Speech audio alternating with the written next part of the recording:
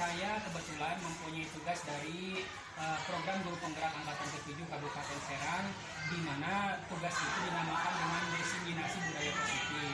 Adapun tujuannya adalah saya nanti berbagi pengalaman, berbagi pemahaman dengan rekan-rekan sejawat untuk menciptakan bagaimana budaya positif di sekolah ini. Adapun untuk waktu pelaksanaannya kapan, terus soal menggunakan kelas yang mana, sepenuhnya nanti saya serahkan kepada Bapak sebagai pimpinan. Terima kasih Pak Toha yang sudah menjadi guru penggerak.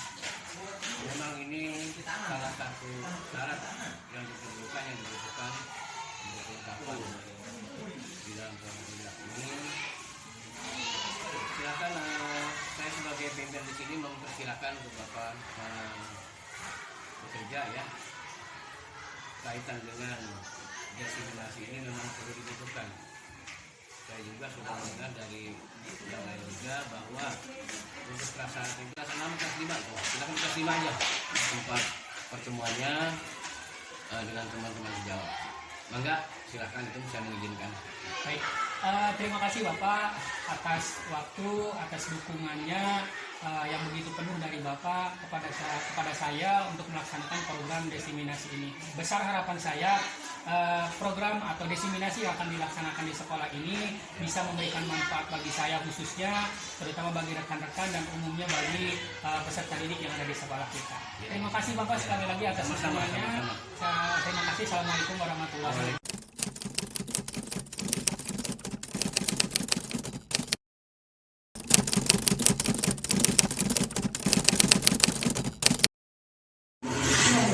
Bismillahirrahmanirrahim. Assalamualaikum warahmatullahi wabarakatuh.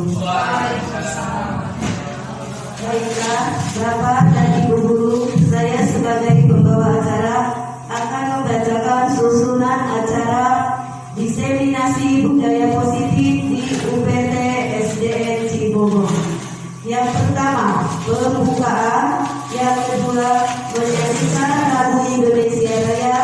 Ketiga, sambutan dari Kepala UPT SDN Cibogor. Keempat, acara inti diseminasi budaya positif. Dan yang terakhir adalah penutup. Untuk acara pembukaan, marilah kita bersama-sama membacakan Bismillah. Dan acara yang kedua, menyanyikan lagu Indonesia Raya. Kepada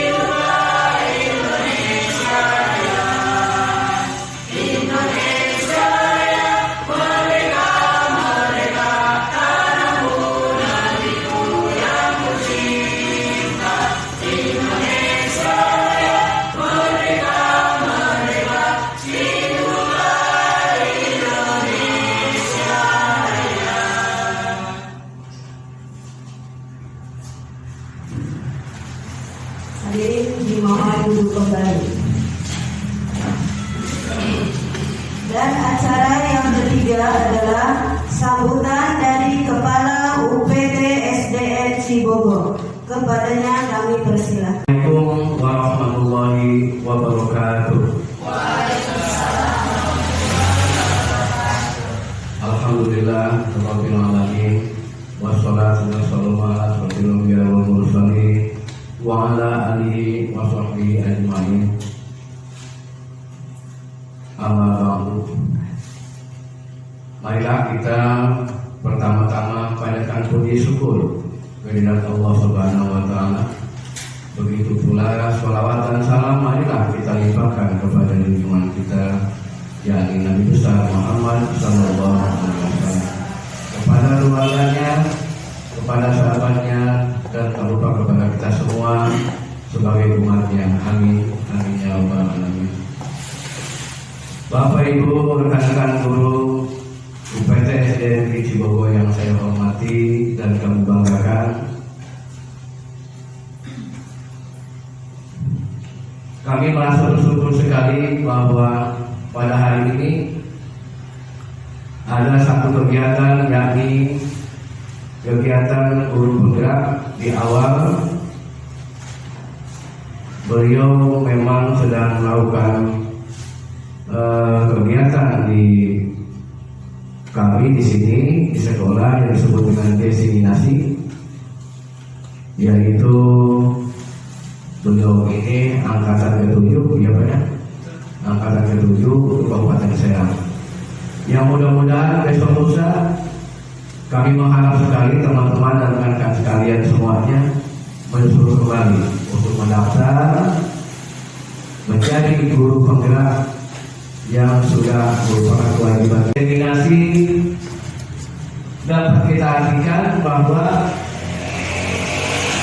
kegiatan penyebaran informasi kepada satu kelompok, ya, artinya mereka peroleh dari pelatihan-pelatihan dan dari pembekalan berbagai guru penggerak. Kita sekolahkan di sekolah kepada teman-teman sejawat. Yang alhamdulillah nanti teman-teman kita juga mengamalkannya atau menerimanya. Informasi yang diperoleh oleh guru penggerak agar nantinya terjadi transformasi ilmu yang ujung-ujungnya bermuara kepada siswanya sesuai dengan cita-cita profil sekolah kita, profil pelajar kita sebagai pelajar Pancasila. Ya, Bapak Ibu yang saya hormati, sekali lagi kami menghimbau dalam saat ini kebetulan di dalam kegiatan ini juga mudah-mudahan termotivasi Bapak semua untuk punya niat, sekali lagi untuk punya niat mencalonkan diri sebagai guru penggerak. Kiranya dalam sepatah kata dua kata dari saya seperti itu, kurang lebihnya mohon maaf bila ada kalimat yang kurang berkenan. Wabillahi taufiq wal hidayah. Wassalamualaikum warahmatullahi wabarakatuh.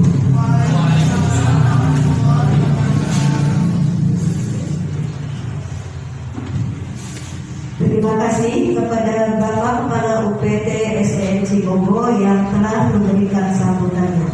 Dan acara yang keempat adalah acara inti diseminasi budaya positif yang ada di sekolah. Dan untuk acara inti ini kami persilahkan kepada Bapak Ketua untuk memandunya. Terima kasih.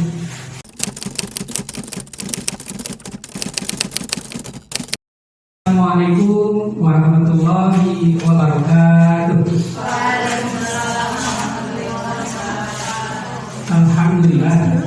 Alhamdulillah wa syukurillah wa ni'matillah wa la haula wa la quwwata illa billah. Aku berdoa untuk ilmu minal mahdi ila lahdi. Yang terhormat Bapak Kepala UPT SD Negeri Cibogor, yang alhamdulillah pada kesempatan siang yang berbahagia ini sudah berada di tengah-tengah kita semua dalam keadaan sehat walafiat. Dan yang terhormat Bapak Ibu Guru UPT SD Negeri Cibogor beserta tenaga administrasi yang saya hormati dan yang saya banggakan. Alhamdulillah pada kesempatan siang ini juga sudah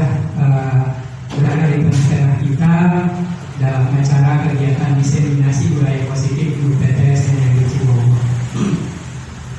Izin memperkenalkan diri Bapak Ibu, saya Ahmad Toha, calon guru penggerak angkatan 7 dari Kabupaten Serang.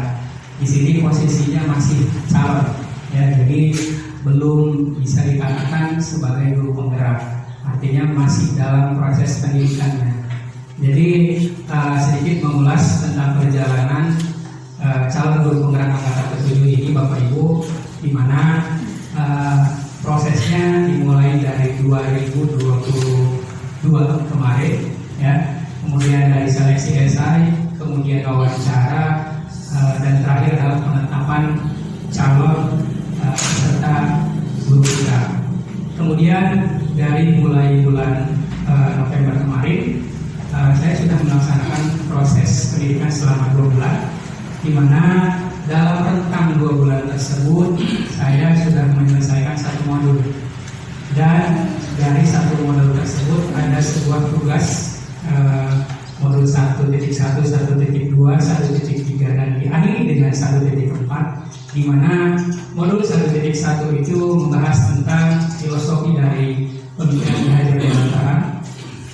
Modul 1.2 itu membahas tentang nilai dan peran dari guru penggerak itu sendiri. Modul 1.3 membahas tentang destinasi ini, dan yang keempat tentang budaya positif.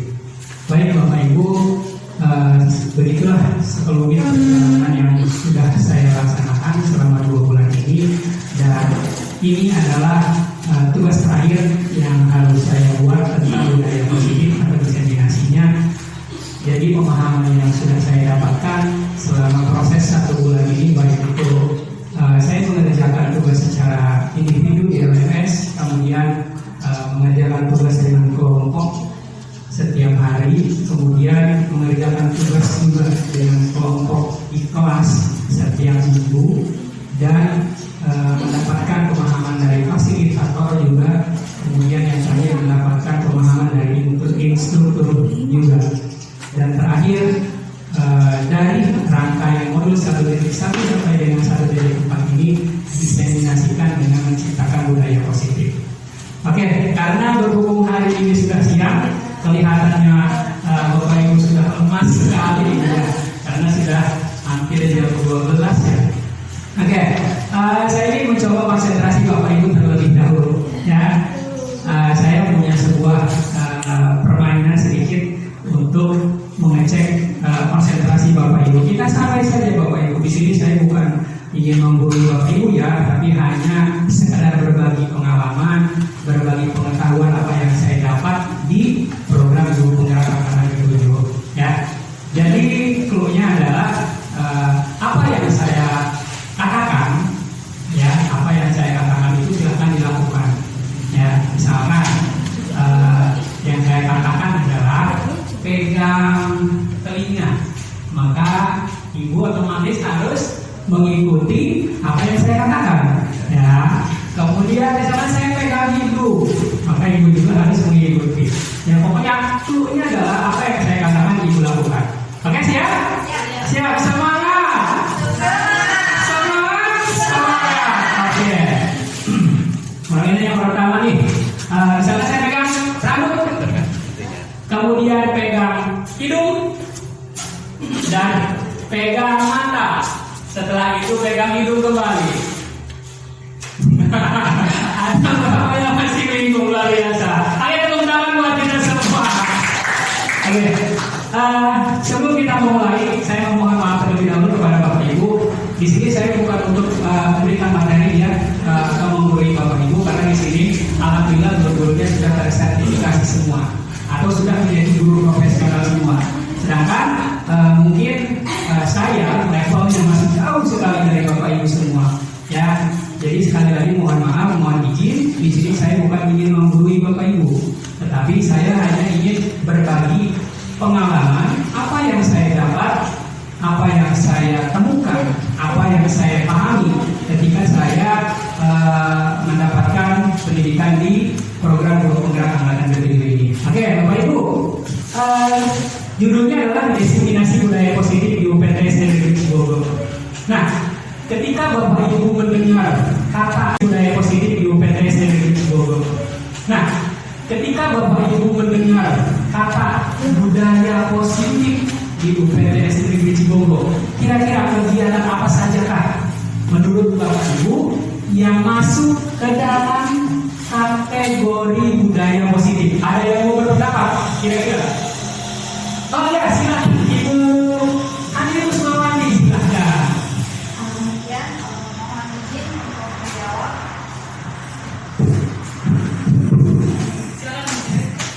Kegiatan budaya positif yang dilakukan di sekolah, mungkin salah satunya adalah adanya kegiatan literasi ya, atau membaca surat-surat pendek atau juz amma. Selain itu juga ada pembacaan Asmaul Husna yang setiap pagi dilaksanakan sebelum kegiatan pembelajaran dilaksanakan. Luar biasa, terima kasih kepada Ibu Ani yang sudah berpendapat. Mungkin satu orang lagi, perwakilan, oh ya, biar adil ya, tadi perempuan sekarang laki-laki, kebetulan laki-lakinya paling ganteng di sini. Silakan Pak Abdul kasih. Selain yang disebutkan teman saya tadi, ada juga budaya positif yang ada di sekolah kami itu ketika guru datang, ya, para siswa menyambutnya dengan bersalaman atau menyalami guru-guru semua. Terima kasih. Itu tambahannya. Oke, betul ya Bapak Ibu yang saya hormati. Jadi budaya positif itu adalah sesuatu kegiatan yang memang sudah rutinitas kita lakukan, yang sudah membudaya, yang tentunya budaya tersebut adalah memberikan dampak positif, baik itu bagi kita sebagai guru dan umumnya bagi peserta didik itu sendiri. Baik Bapak Ibu, untuk mengetahui apa saja yang saya pelajari tentang budaya positif, saya rangkum konsep budaya positif itu ke dalam 7 poin. Yang pertama adalah paradigma belajar. Yang kedua, bagaimana kita memahami tentang disiplin positif. Yang ketiga, kita bagaimana memahami kebutuhan dasar dari manusia itu sendiri, baik itu kita sebagai gurunya dan kebutuhan dasar manusia untuk peserta didik itu sendiri. Berikutnya, yang keempat yaitu konsep yang keempat tentang motivasi perilaku manusia. Karena setiap tingkah laku manusia itu pasti ada motivasinya. Ketika kita melakukan sesuatu tentu ada yang mendorong kita, entah itu faktornya eksternal ataupun internal. Berikutnya adalah posisi kontrol dulu. Dan yang keenam adalah keyakinan kelas. Yang ketujuh terakhir yang menurut saya penting adalah segitiga restitusi. Mungkin yang saya paparkan ini berbeda dengan rekan-rekan CDP yang lainnya. Kalau di CDP yang lain ada yang cuma 6, ada yang 4, bahkan ada yang 10 ya tentang konsep budaya positif itu. Tetapi saya sendiri merangkumnya ke dalam 7 konsep budaya positif untuk menciptakan budaya positif di sekolah. Berikutnya adalah yang pertama yang akan saya bagikan kepada Bapak Ibu tentang pembelajaran dengan paradigma baru. Pembelajaran dengan paradigma baru merupakan pembelajaran yang dirancang berdasarkan prinsip pembelajaran berdiferensiasi, sehingga para peserta didik belajar sesuai kebutuhannya berdasarkan tahapan perkembangan sesuai teori psikologi modern untuk mewujudkan profil belajar Pancasila. Nah, yang disebut dengan paradigma baru itu adalah cara pandang kita, Bapak Ibu. Jadi cara pandang kita tentang bagaimana kita memberikan pembelajaran yang diharapkan, yang sesuai dengan filosofi pemikiran Ki Hajar Dewantara. Yang tentunya dari filosofi pemikiran Ki Hajar Dewantara tersebut mampu menciptakan atau menghasilkan peserta didik sesuai dengan profil belajar Pancasila. Nah, inilah yang gambaran posisi diri saya tentang pembelajaran paradigma baru. Yang atas yang berwarna merah ini adalah posisi saya terdahulu, ya. Yang bawah yang berwarna hijau itu posisi saya sekarang. Ketika saya berada di bangku kuliah, hampir 3 semester ya Bapak Ibu saya mempelajari tentang ilmu pedagogi, ya, bagaimana mengajar peserta didik dan lain sebagainya. Dari 3 semester tersebut, saya dapat mengambil kesimpulan ketika saya kuliah bahwa dosen itu memberikan ilmu kepada saya bahwa peserta didik itu layaknya sebuah kertas putih yang kosong, sehingga diibaratkan dengan teori tabula rasa.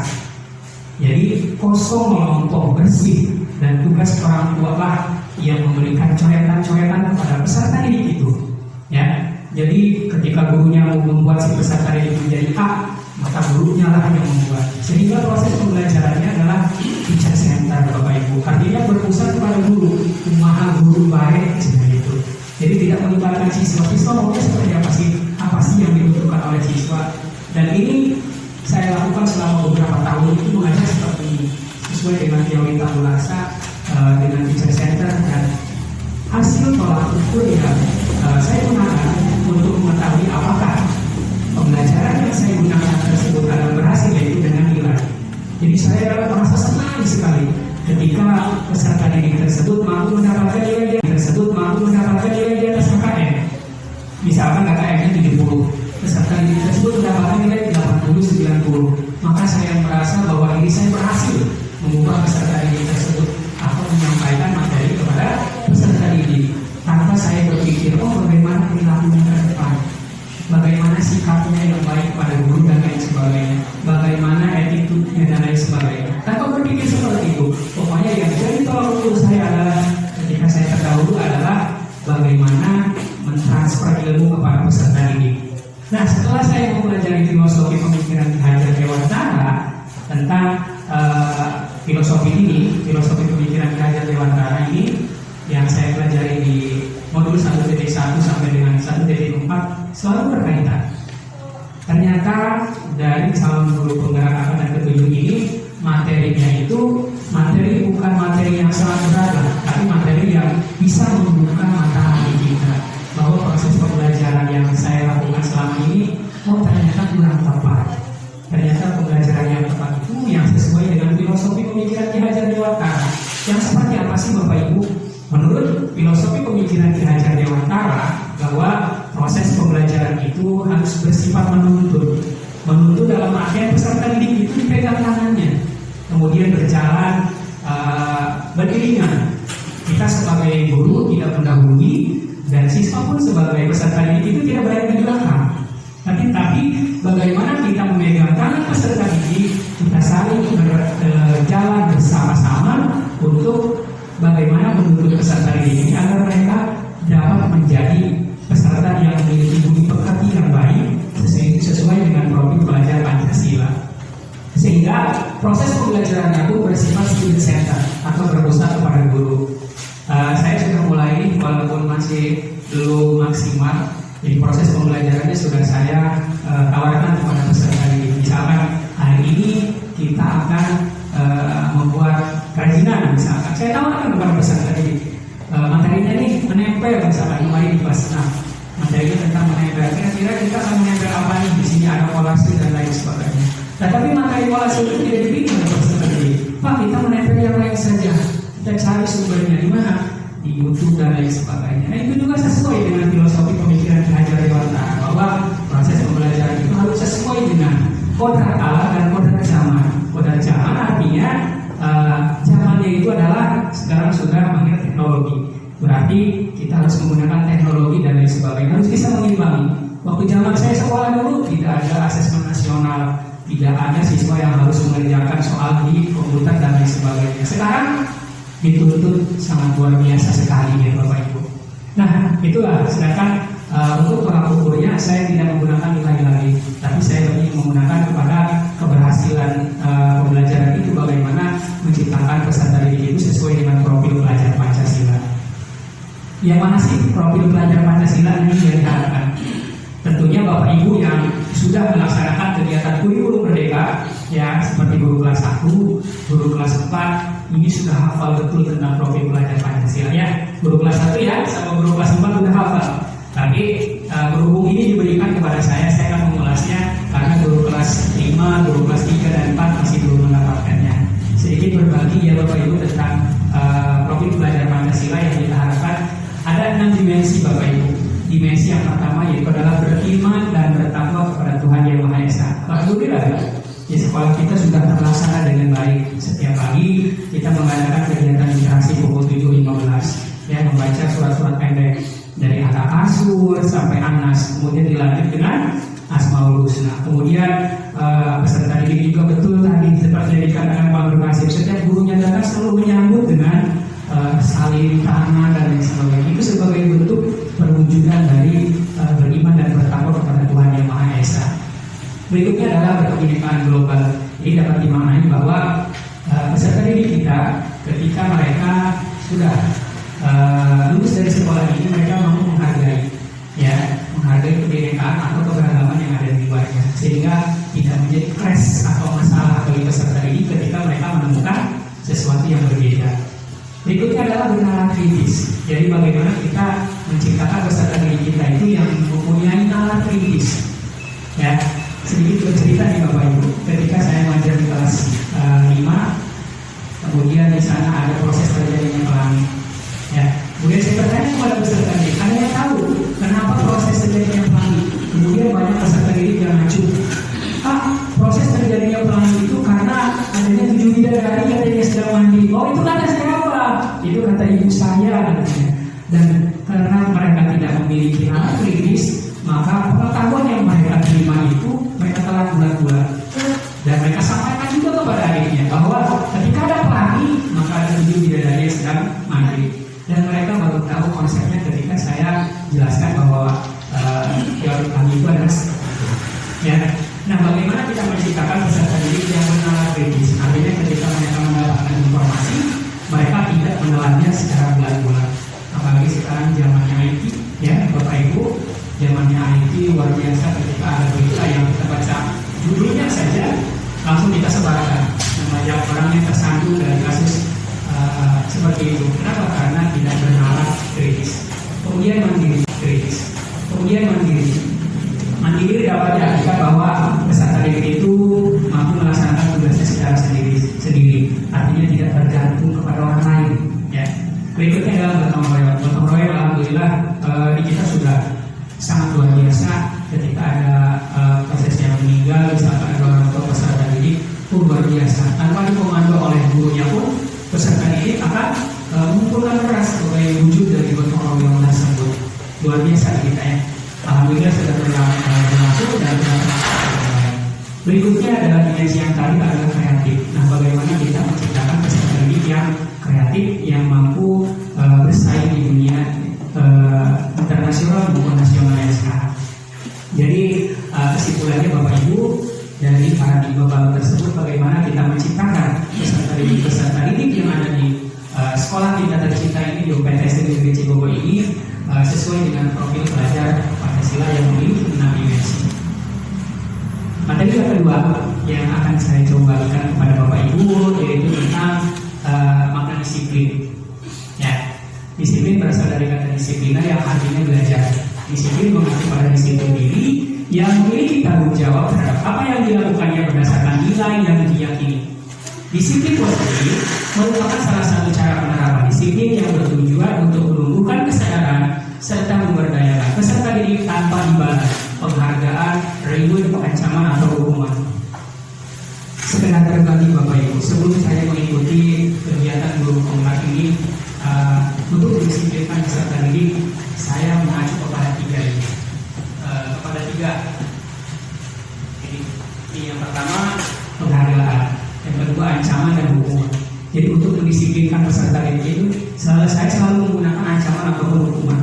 Kenapa? Karena menurut saya ancaman dan hukuman itu adalah cara yang paling tepat agar peserta didik itu menjadi disiplin. Ternyata setelah saya mengikuti program guru penggerak ini, dari kata-katanya saja sudah salah. Bahwa kata disiplin tersebut artinya adalah belajar. Jadi peserta didik itu belajar, bukan diancam ataupun dihukum, ya seperti itu. Nah, tujuannya apa nih Bapak Ibu? Sebagai pendidik, tujuan kita adalah mampu menciptakan peserta didik yang memiliki disiplin diri, sehingga mereka berperilaku mengacu kepada nilai-nilai kebajikan universal dan memiliki motivasi intrinsik dalam perubahan perilaku ke arah yang lebih baik. Ya, nilai-nilai kebajikan yang universal itu seperti apa sih Bapak Ibu? Yang universal itu adalah contohnya adalah misalkan kata tanggung jawab. Nah, dari satu kata tanggung jawab tersebut mampu dimaknai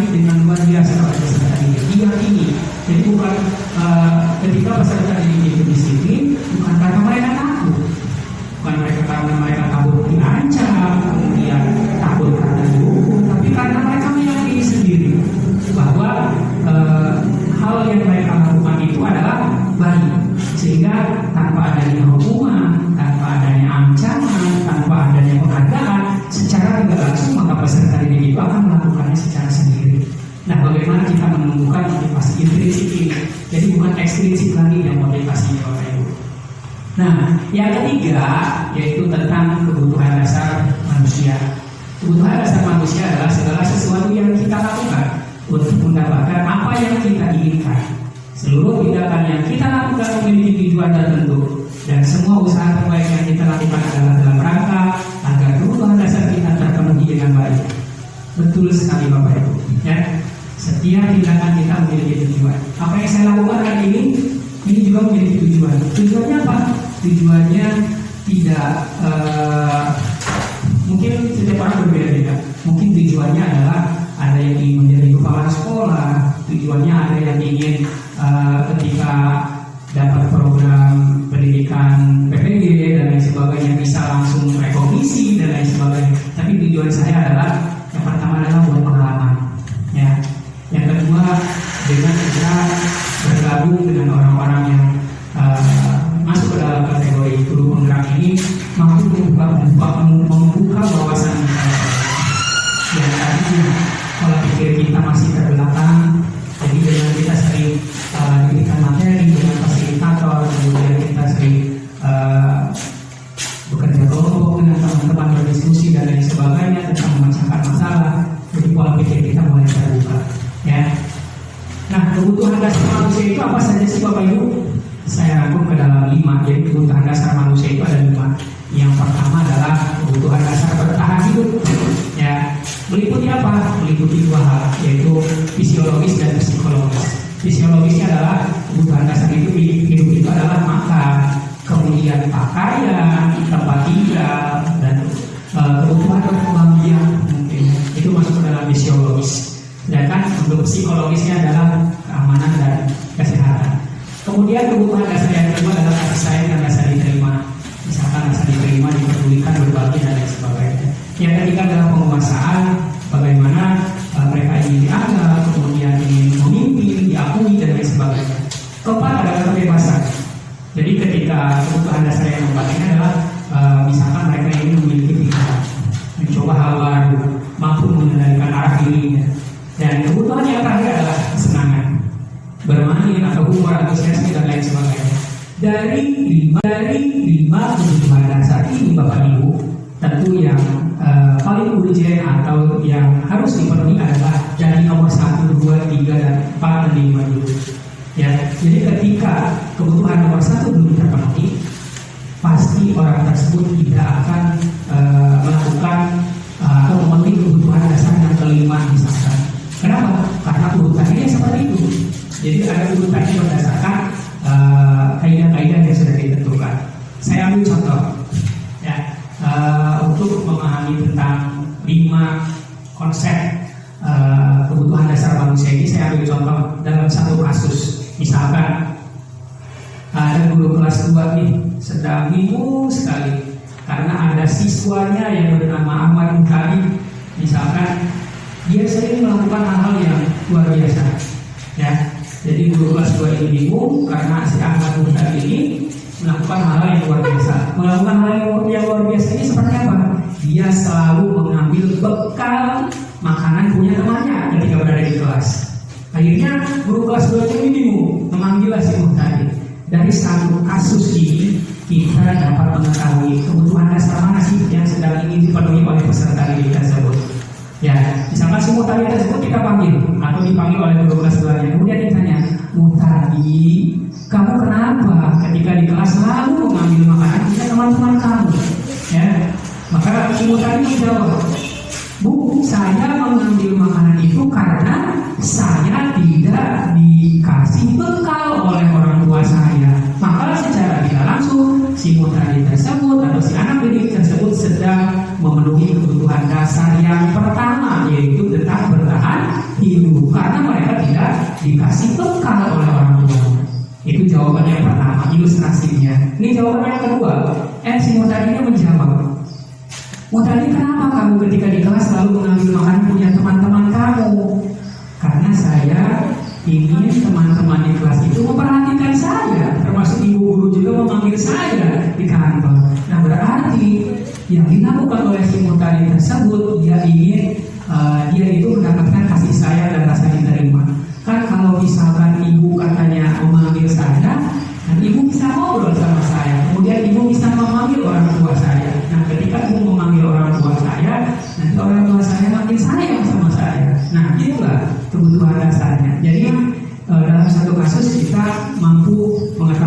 kebutuhan dasar dari peserta didik. Misalkan ilustrasinya adalah si tadi menjawab seperti ini. Kenapa kamu selalu mengambil makanan dari teman-teman kamu? Karena saya ingin mereka itu takut Bu kepada saya, sehingga mereka menuruti perintah-perintah saya. Nah, berarti dia ingin kebutuhan dasarnya itu adalah tentang penguasaan. Dia ingin menguasai peserta didik di kelasnya, seperti itu. Ilustrasi yang berikutnya nih, ketika jawaban si tadi. Kenapa kamu selalu mengambil makanan punya teman-teman kamu ketika di kelas? Habis itu makanan yang dibawakan oleh orang tua saya bosan. Tiap hari bentuknya mie lagi sama telur lagi. Sedangkan punya teman-teman ambil menggunakan ayam, nugget dan lain sebagainya. Ya, nah ketika seperti itu maka kebutuhannya itu datang suatu kebebasan. Dia ingin memiliki pilihan, dia ingin mencoba hal baru. Ya, dan yang terakhir adalah kesenangan. Dalam ilustrasi tersebut misalkan jawabannya adalah kenapa kamu selalu mengambil makanan punya teman kamu? Saya merasa lucu aja Bu, senang ketika melihat teman-teman itu ketika diambil makanannya itu mereka merasa gimana ya rupanya seperti itu. Nah, saya merasa senang ketika mereka marah-marah sama saya Bu. Nah, jadi dari satu kasus ini kita bisa menilai atau kita bisa mengetahui kebutuhan dasar mana yang ingin dipenuhi oleh peserta didik itu sendiri. Ya, mudah-mudahan setelah kita mempelajari 5 konsep dasar kebutuhan peserta didik ini, ketika peserta didik kita memiliki cara yang negatif untuk memenuhi kebutuhan dasarnya, kita dapat mengarahkan ke hal-hal yang lebih positif lagi. Karena untuk memenuhi kebutuhan dasar manusia itu ada 2, melalui jalur positif dan melalui jalur negatif. Ketika melalui jalur positif tidak bisa dilakukan, tentunya mereka akan menggunakan jalur-jalur yang negatif. Nah, fungsi kita di sini adalah bagaimana kita mencari tahu kebutuhan dasar apa yang dipenuhi, yang ingin dipenuhi oleh peserta didik dengan cara-cara yang positif. Nah, berikutnya adalah motivasi perilaku manusia. Setiap manusia memiliki motivasi untuk melakukan segala sesuatu. Ada 3 motivasi yang mempengaruhi perilaku manusia. Yang pertama adalah untuk menghindari ketidaknyamanan atau hukuman. Ya, biasanya orang atau peserta didik dengan karakter seperti ini akan selalu bertanya di dalam hatinya, apa sih yang akan terjadi apabila saya tidak melakukannya? Misalkan seperti itu. Jadi motivasinya bersifat ekstrinsik. Jadi ketika tidak ada hukuman, ya mereka balik lagi kepada perilaku aslinya.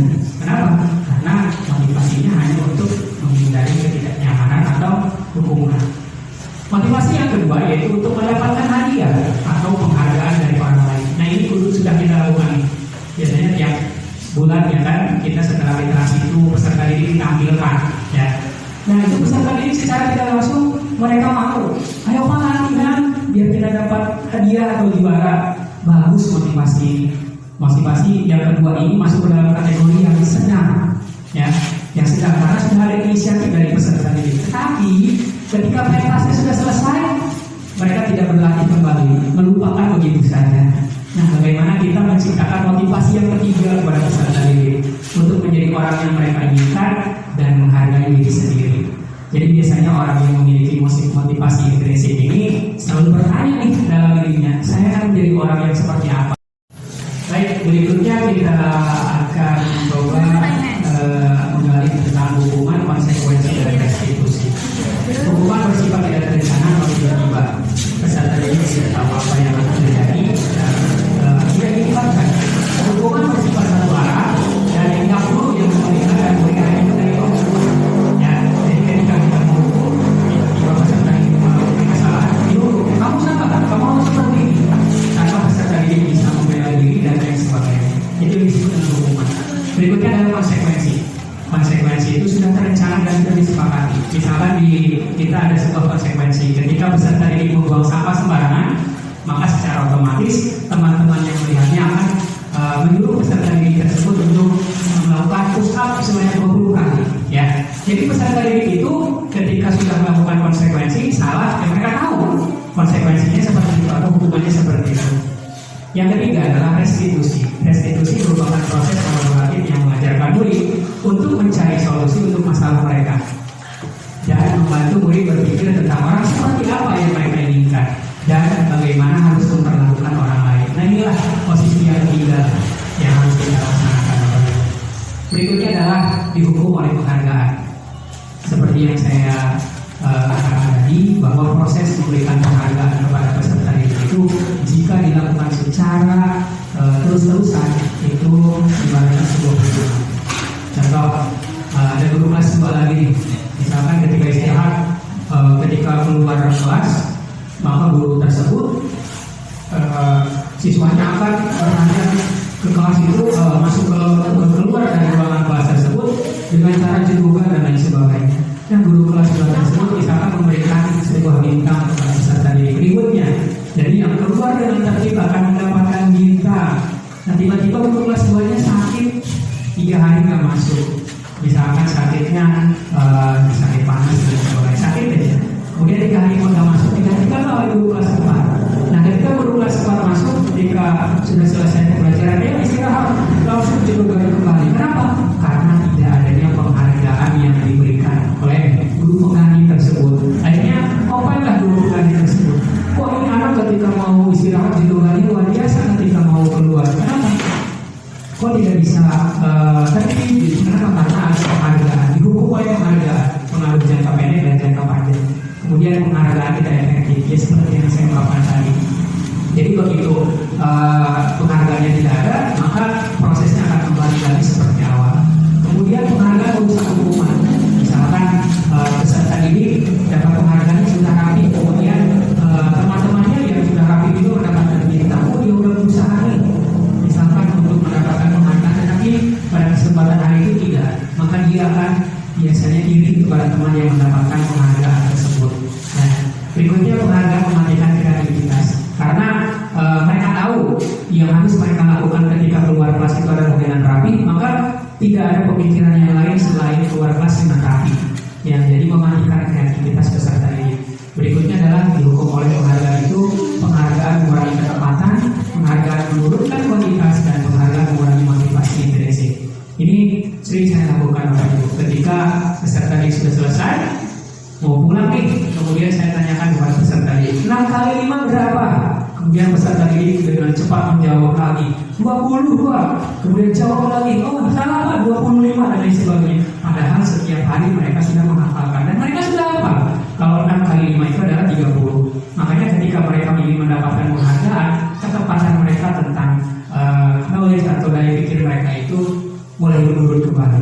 Kemudian menurunkan kualitas. Nah, kualitasnya apa? Ketika mereka sudah hafal, karena yang dikejar oleh mereka adalah penghargaan, maka secara otomatis mereka menurunkan kualitas diri mereka sendiri. Dan yang ketiga adalah mengurangi motivasi intrinsik. Nah, ini yang akan terjadi kepada teman-teman yang memiliki daya pikir yang di bawah. Misalkan saya mah karena tiap hari dia apa saja kita kayak baik berulang dan lain sebagainya. Udahlah saya mau ngapalin. Kenapa? Karena tetap aja ulangnya terakhir misalnya. Nah, penghargaan seperti ini yang bisa menghukum peserta didik jika dilakukan secara terus-menerus. Apakah penghargaan ini tidak boleh dilakukan? Perlu Bapak Ibu, tapi hanya dalam sesekali saja.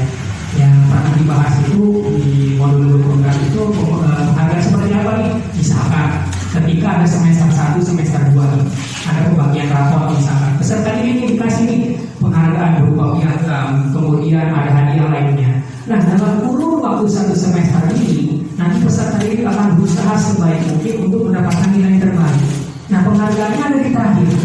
Ya, jadi dalam penghargaan yang terakhir ini mereka mampu dari posisi start sampai dengan akhir di semester bagi rapor yang pertama misalkan mereka akan berusaha karena tujuannya adalah seperti itu. Walaupun memang ada yang dituju mereka itu adalah penghargaan, tetapi penghargaan yang seperti inilah yang mungkin masih dalam kategori wajar bisa kita laksanakan ya. Baik, berikutnya adalah posisi kontrol guru. Nah, di sini posisi kontrol guru ya, Bapak Ibu, yang pertama ada menghukum. Ya, gambarnya ada seorang guru yang sedang memegang apa itu. Kemudian ada peserta didik yang menggaruk-garuk kepala. Kemudian pembuat merasa bersalah, teman, pemantau dan manajer. Nah, posisi penghukum ini biasanya mereka atau guru yang memposisikan diri sebagai penghukum ini biasanya ketika peserta didik melakukan kesalahan ini akan melakukan hal-hal yang menyakitkan kepada peserta didik, baik itu fisik maupun psikis. Contohnya adalah misalkan peserta didik datang terlambat, mereka harus keliling lapangan misalkan 20 kali, ya, dan lain sebagainya. Kemudian kalaupun misalkan tidak dihukum dengan fisik, mereka dihukum dengan psikis, dengan kata-kata. Ya, misalkan kamu ini tiap hari datang terlambat, mau jadi apa kamu? Misalkan seperti itu. Nah, meskipun itu tidak menyakiti badan peserta didik, tapi itu mampu menyakiti hati dari peserta didik. Ya. Nah, inilah ternyata dari kelima posisi kontrol guru tersebut, ternyata posisi menghukum sama membuat merasa bersalah kepada peserta didik itu masuk ke dalam kategori atau identitas yang gagal, Bapak. Menurut modul yang saya pelajari. Mengapa demikian? Karena ketika peserta didik dihukum, ya, dengan posisi guru sebagai penghukum, maka hasilnya nanti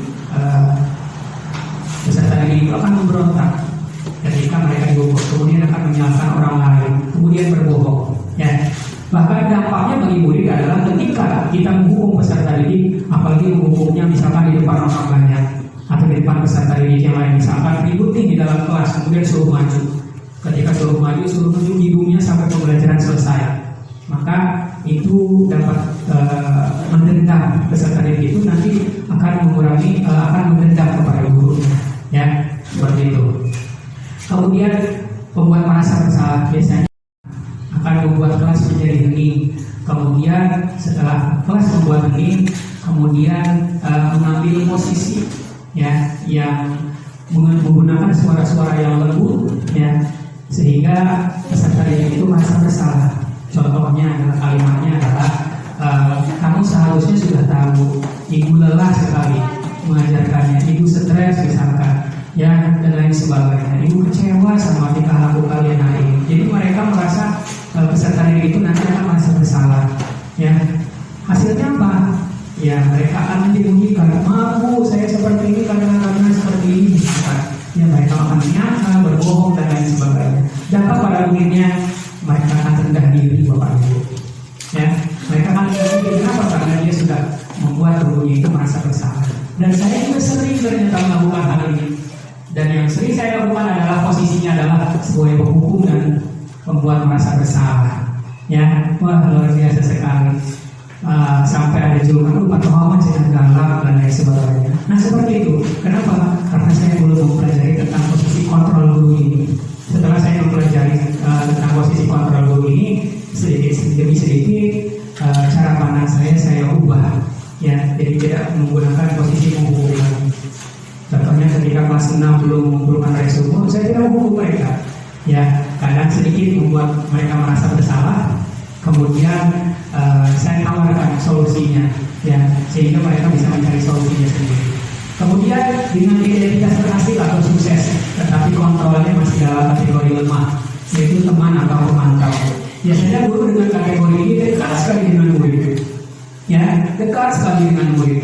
Biasanya ketika ada peserta didik yang melakukan kesalahan, misalkan itu di kelas, ayolah lakukan demi ibu, masa kamu tidak mau, misalkan. Nah, posisi ini bagus, ada kedekatan antara peserta didik dengan guru. Tetapi jika Bapak Ibu selalu memposisikan diri dengan kontrol sebagai teman, maka peserta didik itu akan merasa ketergantungan.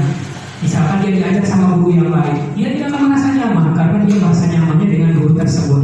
Ya, ketergantungan terus-menerus karena dia menganggap bahwa guru tersebut adalah temannya. Hasilnya apa? Peserta didik itu menjadi lemah atau tidak mandiri atau tergantung kepada guru yang tadi.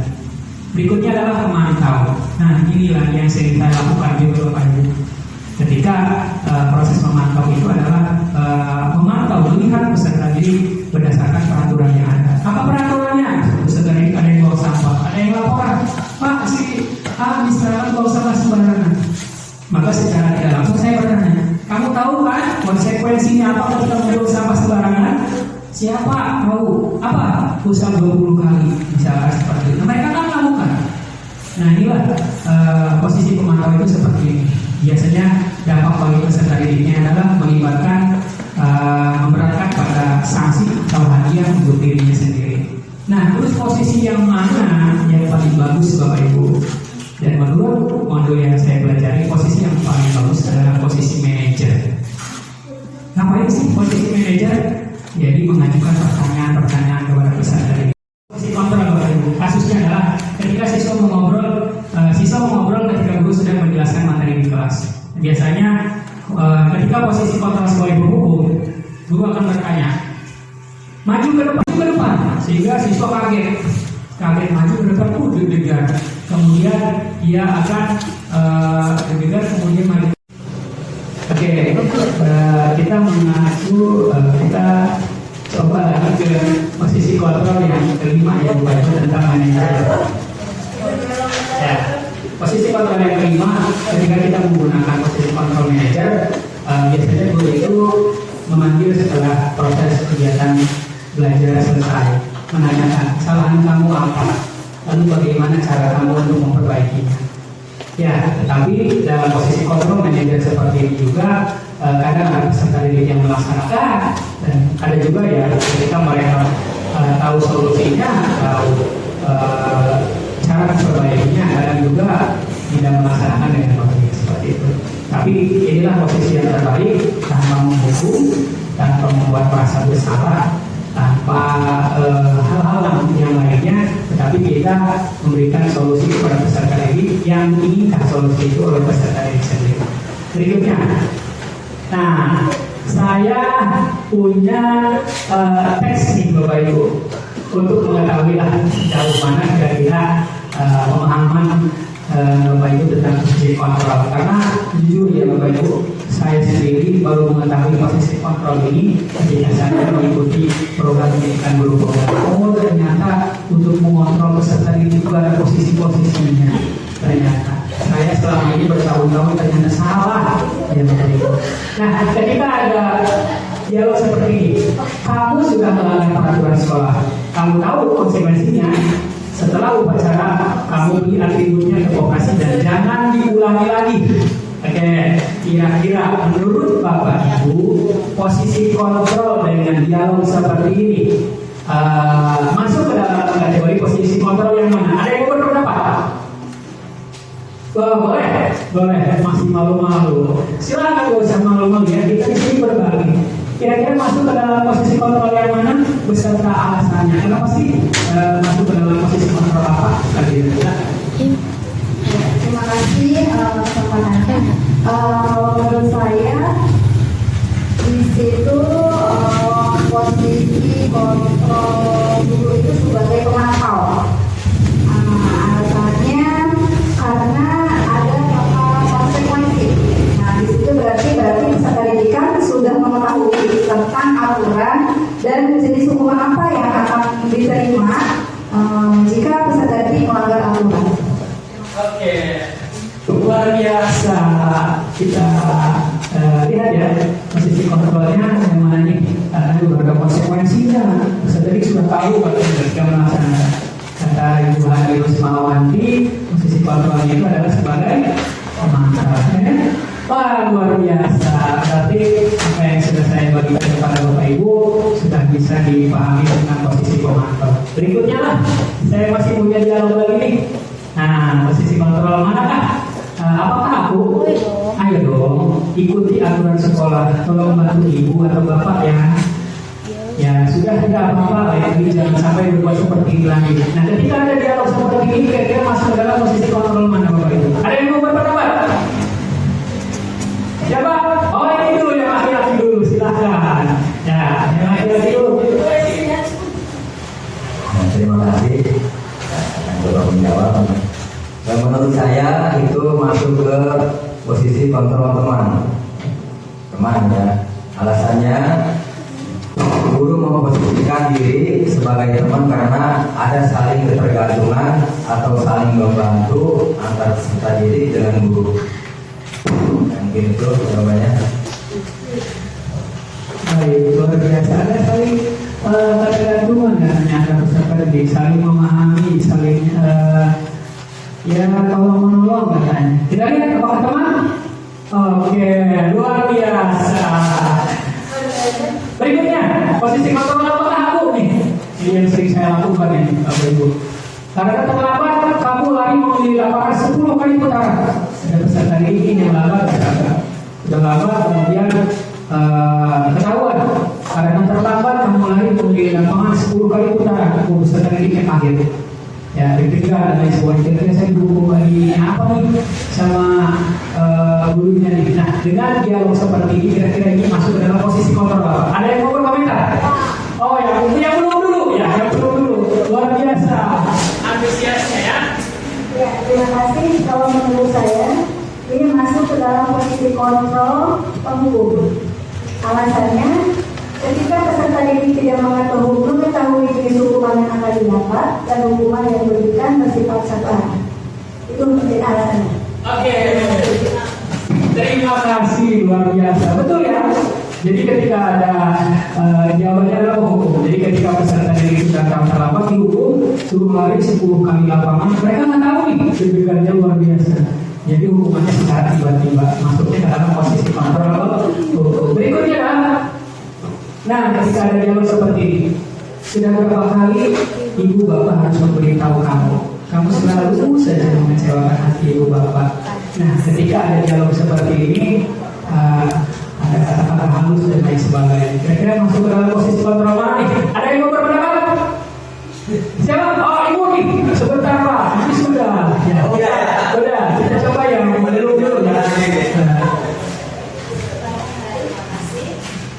Kalau menurut saya itu masuk ke dalam kategori posisi kontrol merasa bersalah. Alasannya karena guru berceramah dan memposisikan siswa dalam keadaan bersalah dengan ada penekanan kata mengecewakan, sehingga peserta didik merasa bahwa dirinya dalam posisi bersalah. Begitu ya. Terima kasih Bu. Betul tak ini? Posisi membuat merasa bersalah?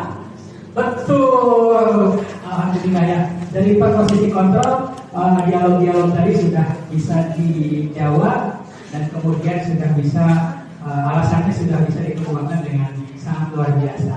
Bahkan melebihi saya tadi yang menyampaikan kepada Bapak Ibu. Berikutnya yang terakhir nih, saya masih punya satu posisi kontrol. Ya, posisi kontrol apakah kamu tahu kesalahanmu? Keyakinan kelas apa yang sudah kamu langgar dan bagaimana kamu memperbaiki kesalahanmu? Nah, kira-kira ini masuk ke posisi apa? Oke, mungkin karena tadi berebutan, tidak ada lagi yang mau, kita kasih kesempatan. Ya. Terima kasih. Menjawab ya Pak. Ya silakan. Menurut saya itu termasuk posisi kontrol manager.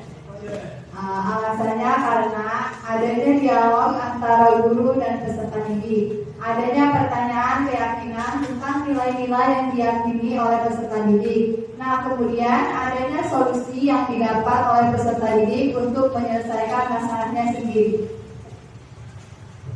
Luar biasa, analisisnya tepat sekali. Adanya pertanyaan, adanya keyakinan tentang nilai, kemudian ada solusi yang ditawarkan. Adanya manajer, betul kan? Luar biasa. Alhamdulillah, 5 posisi kontrol ini sudah kita bagikan, sudah kita pahami secara bersama. Mudah-mudahan kita sebagai guru mampu memposisikan diri sebagai kontrol yang terbaik.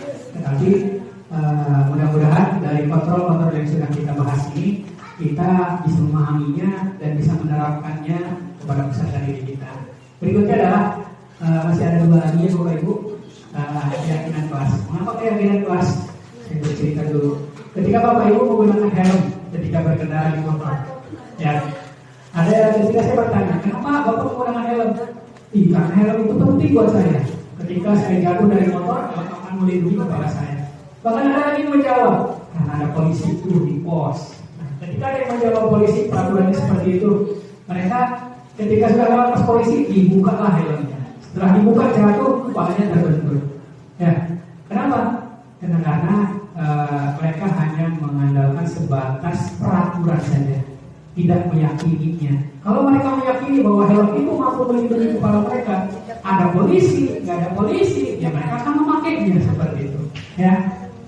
Dan di kelas pun kita harus beralih Bapak Ibu. Yang tadinya kita ketika berada di kelas kita membuat peraturan kelas. Yang pertama, siswa tidak boleh datang terlambat, ya. Kemudian siswa dilarang membuang sampah sembarangan, misalkan. Nah, kata-kata peraturan tersebut biasanya menggunakan kalimat negatif, tidak boleh, dilarang, dan lain sebagainya. Nah, kita rubah sedikit demi sedikit dengan menggunakan kalimat yang positif. Contohnya apa? Tanggung jawab dan lain sebagainya. Ya, dari kata tanggung jawab, satu kata tanggung jawab keyakinan kelas yang diyakini oleh peserta didik itu berdampak luar biasa. Misalkan peserta didik yang tidak piket, maka mereka melanggar keyakinan kelas. Yang mana? Tanggung jawab. Ketika peserta didik misalkan meminjam pulpen punya temannya, kemudian tidak dikembalikan, maka mereka juga melanggar tanggung jawab. Tanggung jawab yang mana? Yaitu tidak bertanggung jawab dalam mengembalikan punya temannya. Kemudian misalkan peserta didik tidak mengerjakan PR, mereka juga sudah melanggar keyakinan kelas tentang tanggung jawab. Artinya ketika mereka diberikan tugas oleh gurunya kemudian tidak dilaksanakan dengan baik. Nah, dari kata-kata atau keyakinan kelas yang bersifat universal tersebut, nilai-nilai kebajikannya bagaimana bisa diyakini oleh peserta didik, sehingga dari keyakinan kelas tersebut mampu menciptakan lingkungan yang positif, ya, ketika berada di kelas. Nah, dari lingkungan positif tersebut tentu akan menciptakan sebuah kebiasaan. Dari sebuah kebiasaan itu akan menciptakan sebuah karakter, dan dari sebuah karakter akan menciptakan sebuah budaya positif di sekolah. Dan inilah yang diharapkan, mampu menciptakan budaya positif di sekolah. Seperti itu. Nah, yang terakhir cara membuat keyakinan kelas yang pertama adalah bersifat abstrak. Yang kedua berupa pernyataan yang universal, kemudian dibuat dalam pernyataan positif sedikit saja, harus diingat, ya agar mudah diingat. Dan semua warga sekolah itu terlibat dalam membuat keyakinan kelas. Jadi tidak guru yang membuat saja, tapi siswanya juga dilibatkan. Ya, siswa dilibatkan dalam membuat, kemudian gurunya menyepakati, dan setelah itu baru bisa diyakini oleh kelasnya masing-masing. Yang terakhir yang ingin Bapak sampaikan adalah tentang segitiga restitusi. Nah, inilah kasus yang dilaksanakan tadi, yang saya ceritakan tadi tentang posisi peserta didik yang tadi berkelahi ketika bermain bola tersebut. Yang pertama, menstabilkan identitas. Jadi ketika ada identitas yang gagal, kita buat menjadi sebuah positif. Ya, identitas yang gagalnya kita ubah menjadi sebuah positif. Walaupun itu salah, jangan. Terima kasih. Mudah-mudahan apa yang sudah saya paparkan tadi, yang saya bagikan kepada Bapak Ibu, dapat memberikan manfaat khusus bagi saya sebagai guru di UPTS Negeri Cibogo, dan umumnya bagi teman-teman dari peserta didik yang ada di sekolah kita. Ya, terima kasih. Saya Henry, wabillahi taufiq wal hidayah. Assalamualaikum warahmatullahi wabarakatuh. Saya kembalikan kepada pendaftar. Terima kasih kepada Bapak Ahmad Toha sebagai calon guru penggerak yang telah memaparkan acara diseminasi budaya positif yang ada di SDN Cibogo. Dan acara yang kelima adalah acara penutup. Untuk acara penutup ini, marilah kita bersama-sama membacakan hamdalah. Alhamdulillahirobbilalamin. Terima kasih kepada Bapak dan Ibu guru semuanya, dan saya akhiri dengan assalamualaikum warahmatullahi wabarakatuh. Waalaikumsalam warahmatullahi wabarakatuh.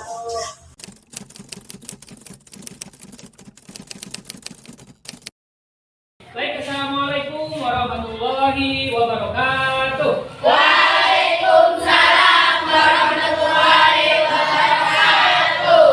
Bagaimana kabar kalian hari ini? Baik. Alhamdulillah. Sudah pada sarapan semua? Sudah. Tinggal Bapak yang belum, ya. Oke.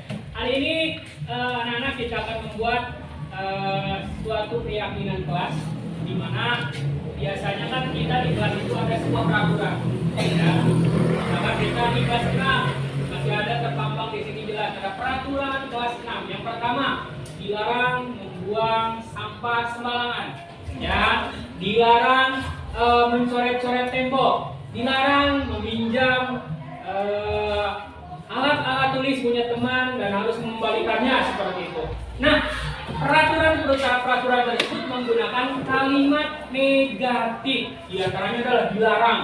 jangan, dan lain sebagainya. Hari ini akan kita rubah peraturan tersebut menjadi sebuah keyakinan kelas. Nah, keyakinan kelas itu disebut juga dengan menggunakan kalimat yang universal. Kalimat universal itu contohnya adalah bertanggung jawab, kemudian menggunakan kalimat positif. Jadi dari kata bertanggung jawab itu mempunyai banyak arti. Contoh, keyakinan kelas kita yang pertama misalkan bertanggung jawab.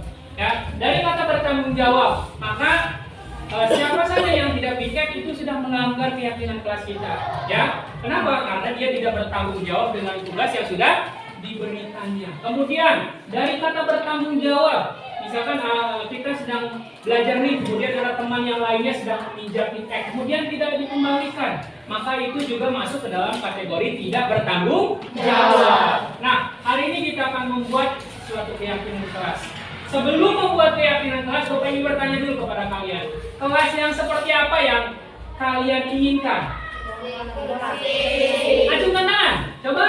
Ada yang menjawab satu orang? Yang kalian inginkan kelasnya yang bagaimana sih? Ada? Rahel silakan. Bersih. Wahyu gimana? Pengen kelas yang seperti apa? Nyaman, luar biasa. Terus pembelajaran yang seperti apa juga yang kalian inginkan di kelas ini? Oh, asik, menyenangkan, luar biasa. Mari kita membuat suatu keyakinan kelas agar kelas yang ada di daerah kita ini atau kelas 6 ini menjadi nyaman seperti yang kalian harapkan. Kemudian pembelajaran yang akan kita lakukan pun sesuai dengan harapan kalian. Bisa dimulai? Bisa. Sudah dipahami tentang keyakinan kelas? Oke, kalau sudah dipahami, kita mulai tentang keyakinan kelas. Bapak akan membuat kalian menjadi beberapa kelompok. Silakan kalian berdiskusi dengan teman yang ada di sebelahnya. Kalian diskusikan keyakinan mana yang akan kalian buat. Siap? Nanti setelah itu kalian maju, kalian tempelkan di depan keyakinannya. Sudah dipahami tugasnya? Oke, kita mulai.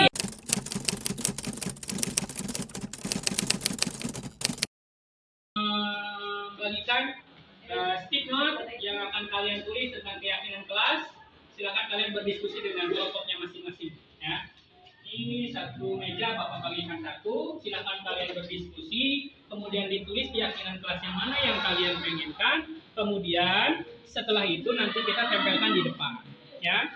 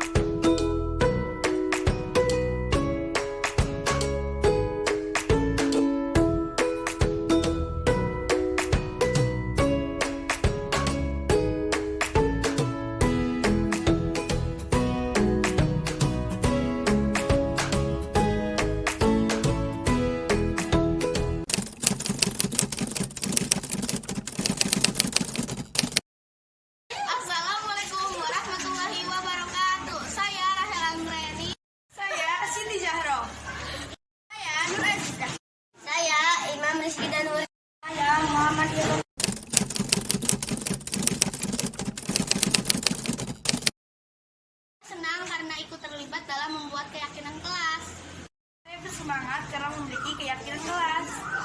Senang karena dapat berpendapat. Ya, dalam kelompok.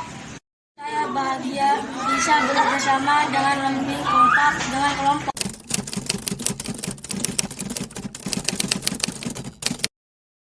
Penting karena kelas menjadi aman. Sangat penting karena membuat saya lebih bersemangat ketika belajar. Penting karena kelas menjadi nyaman. Sangat penting karena kelas menjadi tertib. Penting karena kita meyakininya. Terima kasih Pak Toha sudah melibatkan kita dalam buat keyakinan kelas. Semoga kita semua mampu melaksanakan keyakinan tersebut secara rutin. Assalamualaikum warahmatullahi wabarakatuh. Terima kasih. Semoga video ini dapat memberikan manfaat. Salam guru penggerak.